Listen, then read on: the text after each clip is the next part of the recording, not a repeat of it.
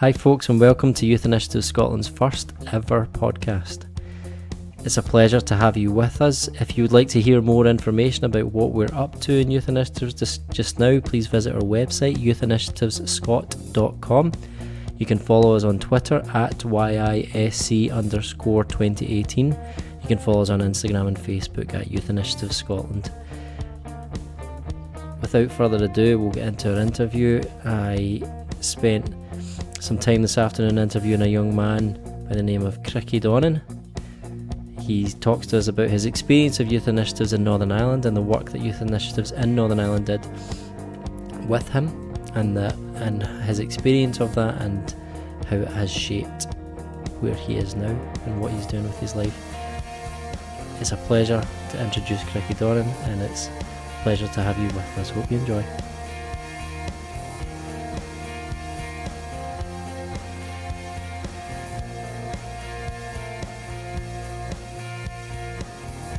And we are live in 3, 2, 1. See, that's me just copying your podcast there, you see that?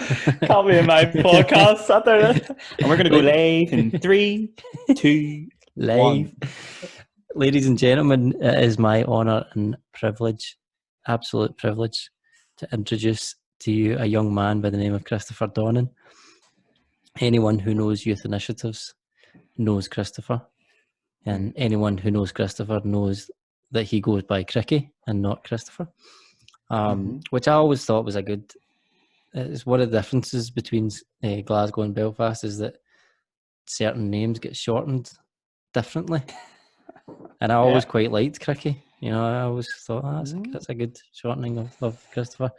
Christopher hails from West Belfast, from the area called Poglass, I believe. Although he'll explain more about that later. Christopher is a rapper, Christopher is a youth worker, Christopher is many things to many people, and he is currently involved in the Nuts Project, among other things, in YI in West Belfast, and he is a delightful soul to be around, so I'm honoured, Cricky, and I hope you know this is Youth Initiative Scotland's first podcast, so okay. Do you know what I mean? We're starting... Start well. I thought carefully about who we started with, and I chose you. You were the third person. You were the first person I asked. So welcome. So Cricky, before I get into the questions that I'd sent you, why don't you just tell us just a wee 1 minute kind of thing about yourself? How would you describe yourself? What do you currently do? How do you currently fill your time? Yes. Guys, my name's Cricky, although I was baptized Christopher. I'm from West Belfast, YI. Some of the things... Is it just that I like to do in general, Andy, or what? Just who you are, what you got up to, what you do. I'm from the male side of the world. I'm your typical guy from Belfast. I work for YI. I like to hang out with my friends. I like music.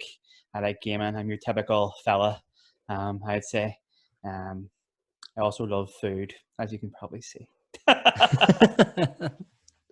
But you've lost some weight this year, Cricky, though, eh? Yeah, 6 stone. 6 stone. Well done. That is spectacular. Well done.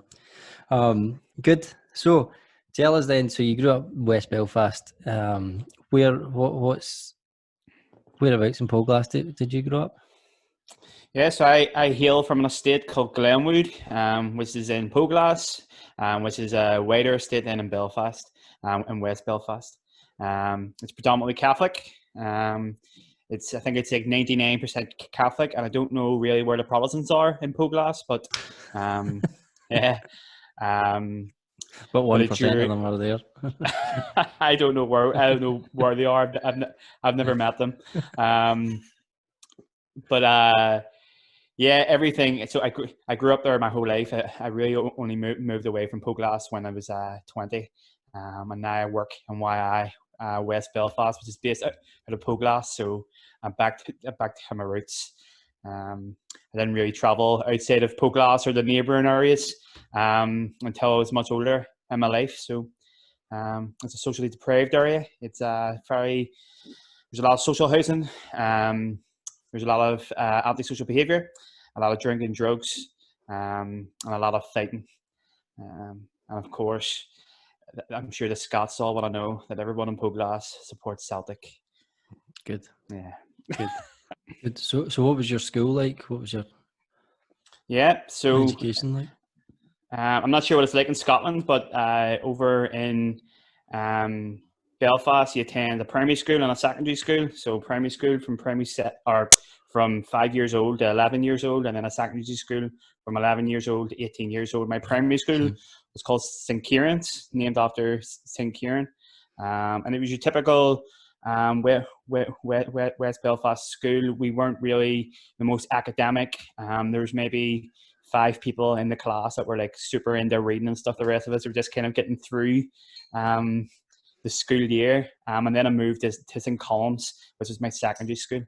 It was very different. Obviously, when you're a teenager, you're starting to wrestle with your identity more. So I went into school as like a guy that wanted to be liked by everybody. I was not really mouthing off the teachers in my first couple of years, but that actually then developed as I kind of wanted to be cooler as such. And that's the typical trend that you see in West Belfast schools. Right. How many kids would be at St. Columns? I think when I was there was about 700 pupils in the whole entire school. I know that since I left, it went down to I think like 500 pupils, but it's now on the up again. So it is. So they're back up to about 700. So yeah, not much more than about 100 people in my year. Right. Yeah, that's similar to the school that we work in here. A little bit smaller. So at what point did you meet YI then? Yeah, I love telling this story because the worker that I tell it to always cringes. I was having lunch with a few friends, and YI used to come in to my school every Tuesday and Thursday, and I'm sure that you would have been in with those guys as well. And it was great to get to speak to some youth workers, but I didn't really know them. My friends did, but I didn't. I was having lunch, and one of the youth workers comes walking down the hallway. His name was Matt McCulloch, if any of you's met him, on the Volunteers Residential. He comes down and he just says to me, do I want to go to this program? It was called Lisburn is for Everyone. Lisburn is a neighbouring city to Belfast, and they were trying to get Catholics and Protestants together. So he wanted to get me part of that program. So I decided to go. As I said, the program is called Lisburn is for Everyone. Our first night at the program, we arrived on the bus to the place where we were meeting, and there's a group of young people waiting to throw stones at our bus. So we found out very quickly that Lisburn was not for everyone.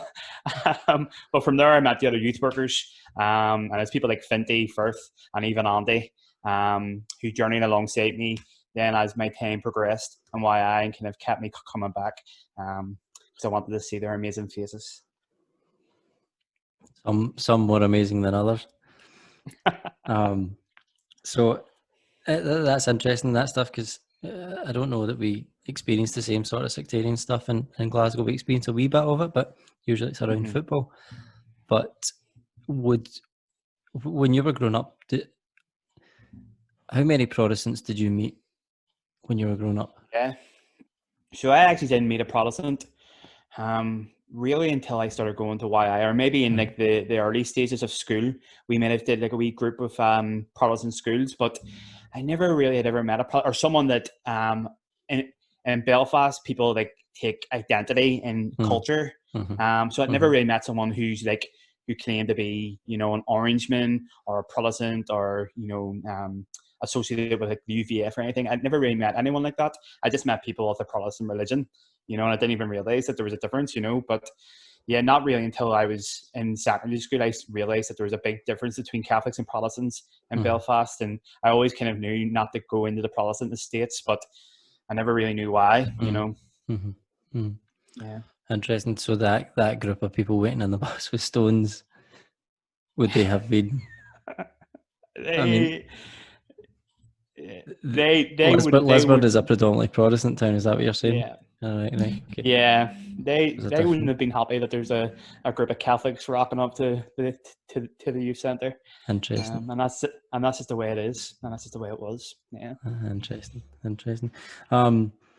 So what were the first kind of things that you liked? Let's talk about youth initiatives a little bit more. What were the first kind of things that you liked about youth initiatives? What made you come back? Like you went the first time. What made you keep coming? Apart from Yeah. seeing people's beautiful faces. Um, I always grew up with a small, close net of friends. There's about 6 of us that were really close, and we all were from the same street. So when I went to youth initiatives, I just seen it as a place where you could get to know more and more people, and all these people, you know, like you're not best friends with everyone, but it was a chance for me to explore like new friendships. So I really enjoyed getting to meet new people. And actually, the 3 lads that I would say that I'm best friends with to this day are guys that I met and why I met Matt, Eddie, and Kevin. Matt's actually sitting right beside me having his lunch. We lived together. So I came back because I was meeting all these new friends, and then the programs were just so addictive. I loved, there was a music project happening, and I was able to learn guitar, and I thought that was class because I'd never really learned guitar before. So I kept going there, and I kept going to a program called Lifeline because they were just absolutely making ages out of ourselves every single Wednesday night from 8 to like 9:30, and I loved that. And of course, everyone loves a good residential, a trip away with all your mates. You feel like you're free for the first time, no parents, no nothing, you know. Yeah, good. Could you give me, like, so I'd asked you this earlier, so maybe you've got a few things in mind, but could you give me maybe your top 3 YI moments as a young person? Yeah, absolutely. So, 2 hours when I was a young person, 1 when was when I was a staff member. Okay, so I kind of had graduated. So the first one, I'm sure Andy remembers this. Myself and him and a group of other lads went to Romania in 2012 to build houses. It was a very challenging time. When you send a group of lads away in the sun for 2 weeks, it's going to get heated at times, but I don't know if you've told that story before, Andy, but I think it was it was the Friday of the first week, and we were getting ready to fill a foundation, and we were a wee bit tired, we were a wee bit burnt out, we didn't really want to do it, and Andy and a few of the other staff members on that trip, I would say, manipulated us to kind of get us like motivated to fill this foundation for this house. I think motivated is a better word than manipulated. But they were saying, you know, like, lads, like, I don't know. So myself and the other lads that I was with, we kind of just came together, put in the work, and we were able to actually get the foundation laid out. And I always say that was something that it was hard to achieve, but we worked together and we achieved it together. And when I look back on photos of Romania, I always think about that time. It was really good. The second one comes a wee bit later then, is when I was 18. I applied for a gap year with YI, which means I was taking a year out of my life to work for YI. I remember applying for it and being like, I don't know if I'm going to get this. I was up against a girl called Sarah and my best friend, Matt Brennan. And we were all kind of in contention for this gap year.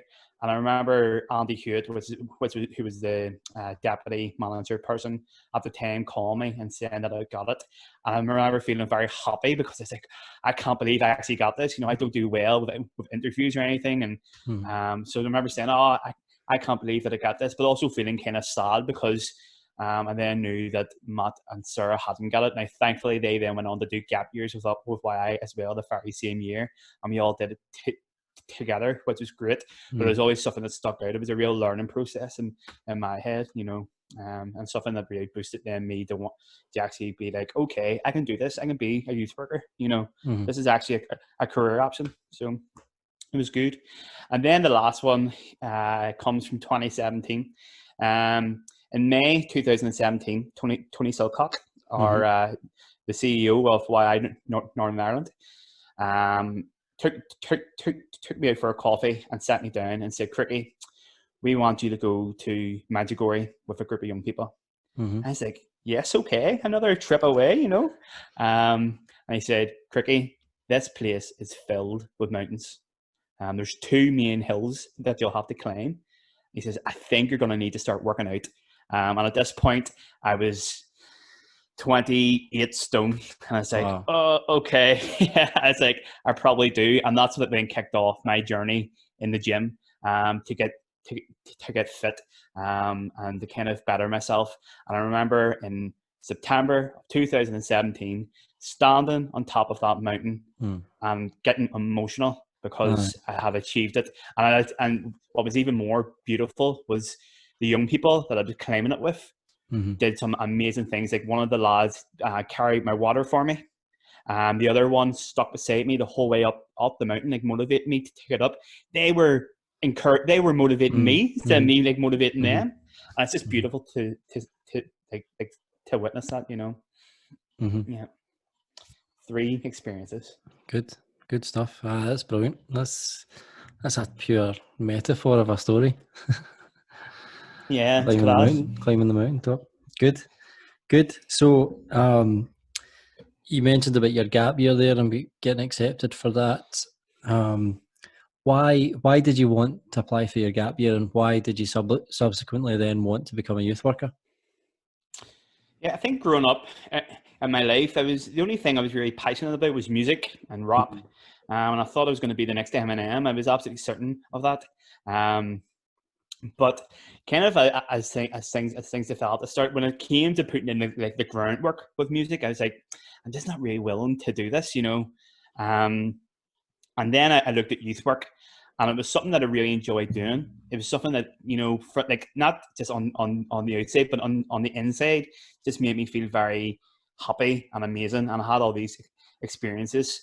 And then I thought to myself, I've lived and grew up in Poglass my whole life. I've seen, you know, the terrible things that young people go through. I've experienced the terrible things that young people go through. And why wouldn't I want to give back to my community?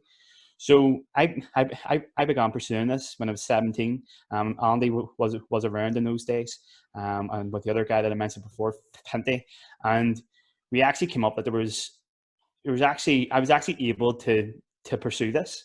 And these are the steps that I needed to take. So the first step was getting my gap year, and I went and I did that. And the second step was then getting into university to study community youth work. Now it was a little bit tougher.